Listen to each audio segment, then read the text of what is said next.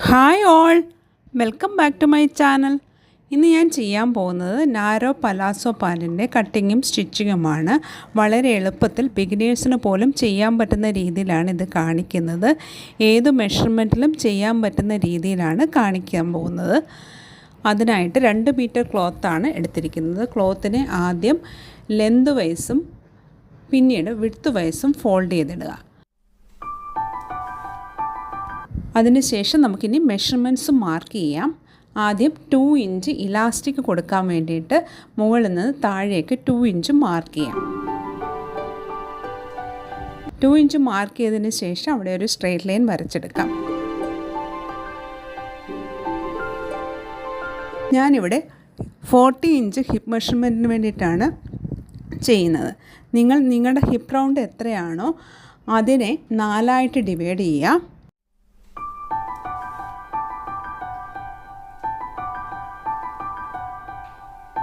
ഞാനിവിടെ 40 ഇഞ്ചിലാണ് എടുക്കുന്നത്. 40 ഇഞ്ചിനെ 4 ഡിവൈഡ് ചെയ്യുമ്പോൾ 10 ഇഞ്ച് കിട്ടും. ആ 10 ഇഞ്ചിൻ്റെ കൂടെ ഒരു 2.5 ഇഞ്ച് കൂടെ എക്സ്ട്രാ മാർക്ക് ചെയ്യാം. അതായത് 12.5 ഇഞ്ചാണ് ഞാനിവിടെ എടുക്കുന്നത്.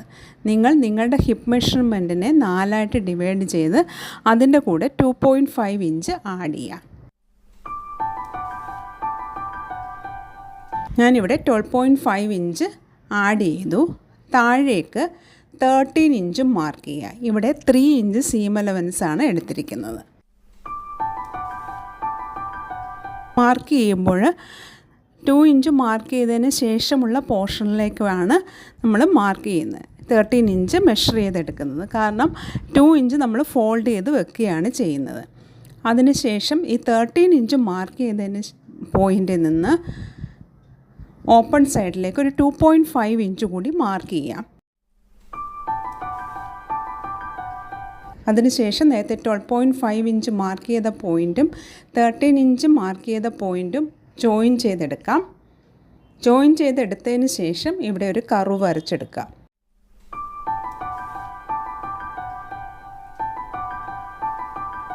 ഇനി ലെന്ത് എടുക്കുന്നത് ഞാനിവിടെ 39 ഇഞ്ചാണ് എടുക്കുന്നത്. നിങ്ങളുടെ ഹിപ്പിൽ നിന്ന് താഴേക്ക് എത്രയാണോ ലെന്ത് വേണ്ടത് അത്രയും ലെന്ത് എടുക്കാം.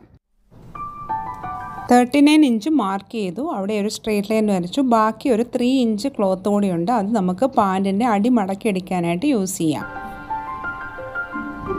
ഇനി പാൻറ്റിൻ്റെ അടിയിൽ വിഡ്ത്തായിട്ടൊരു 7 ഇഞ്ചും മാർക്ക് ചെയ്യാം.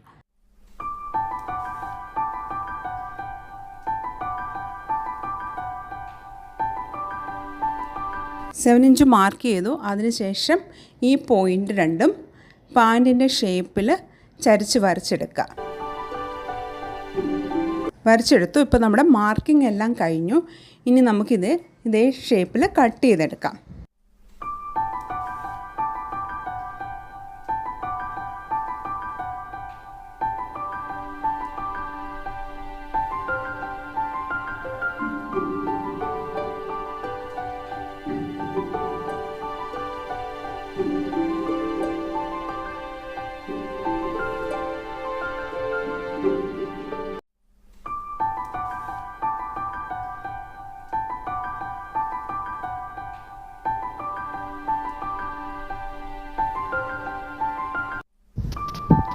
അങ്ങനെ ഇത് കട്ട് ചെയ്തെടുത്തു. ഇനി നമ്മുടെ മുകൾ വശവും ഒന്ന് സെപ്പറേറ്റ് ചെയ്തെടുക്കാം.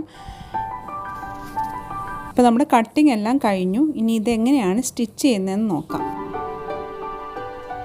സ്റ്റിച്ച് ചെയ്യുമ്പോൾ 2 പീസ് ക്ലോത്തിൻ്റെയും നല്ല സൈഡ് ഫേസ് ടു ഫേസ് ആയിട്ട് വെച്ചതിന് ശേഷം 2 ക്രോച്ചും ഒന്ന് ജോയിൻ ചെയ്തെടുക്കാം.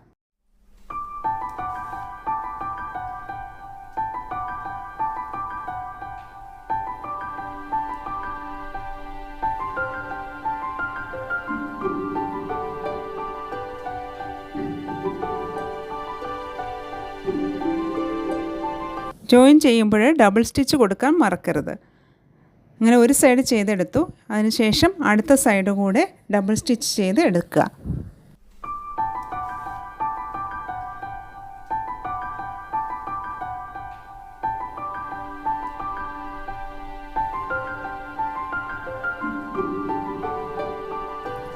രണ്ട് സൈഡും ജോയിൻ ചെയ്തെടുത്തു. അതിനുശേഷം ഇനി പാൻറ്റിൻ്റെ അടിയിൽ ഒരു 1/4 ഇഞ്ചിലൊന്ന് ഫോൾഡ് ചെയ്ത് ആദ്യം സ്റ്റിച്ച് ചെയ്യാം.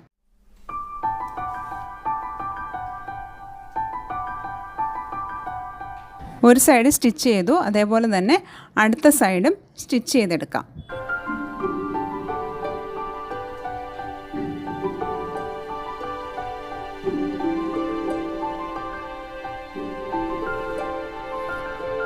രണ്ട് സൈഡും 1/4 ഇഞ്ചിൽ ഫോൾഡ് ചെയ്തു. അതിനുശേഷം നമ്മൾ നേരത്തെ 3 ഇഞ്ചിലും മാർക്ക് ചെയ്ത് വെച്ചിരുന്ന ആ പോർഷനും കൂടെ ഒന്ന് ഫോൾഡ് ചെയ്ത് സ്റ്റിച്ച് ചെയ്തെടുക്കാം.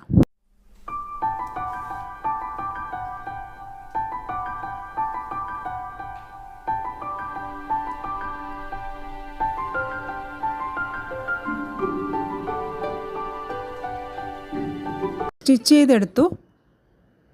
ഇതേപോലെ തന്നെ രണ്ട് സൈഡും സ്റ്റിച്ച് ചെയ്തെടുക്കാം.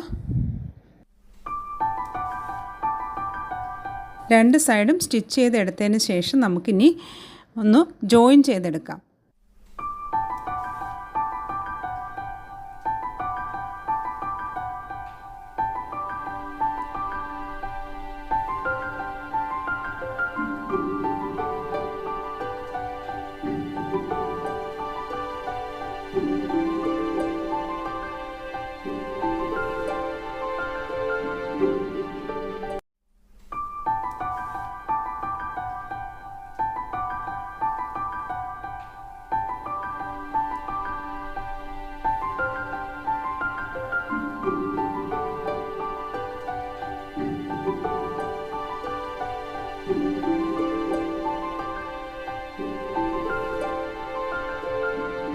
പാൻറ്റ് ജോയിൻ ചെയ്തെടുത്തു. അതിനുശേഷം ഇനി നമുക്ക് മുകളിലെ പോർഷൻ, അതായത് ഇലാസ്റ്റിക് വെക്കേണ്ട പോർഷൻ ഇതേപോലെ ഒന്ന് 1/4 ഇഞ്ച് മടക്കി ഫുൾ റൗണ്ട് സ്റ്റിച്ച് ചെയ്തെടുക്കാം.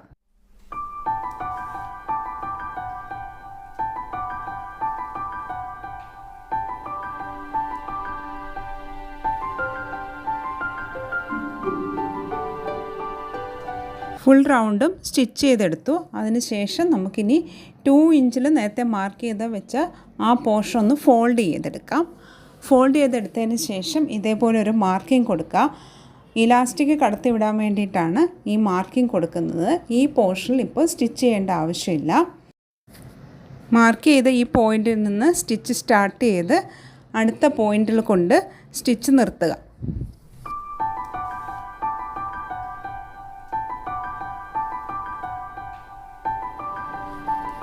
അങ്ങനെ സ്റ്റിച്ച് ചെയ്തെടുത്തു. അതിനുശേഷം 30 ഇഞ്ച് ലെന്തുള്ള ഒരു ഇലാസ്റ്റിക് എടുത്തു. അത് ഉള്ളിലേക്ക് കടത്തി വിടുക. അതിനുശേഷം ഇലാസ്റ്റിക് ഒന്ന് ജോയിൻ ചെയ്തെടുക്കാം.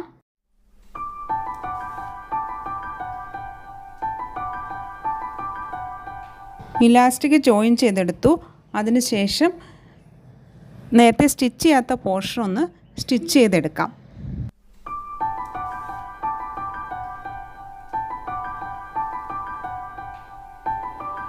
ഇനി നമുക്ക് ഈ ഇലാസ്റ്റിക്കിൻ്റെ മിഡിൽ പോർഷനിൽ കൂടെ ഒരു സ്റ്റിച്ച് കൊടുക്കാം.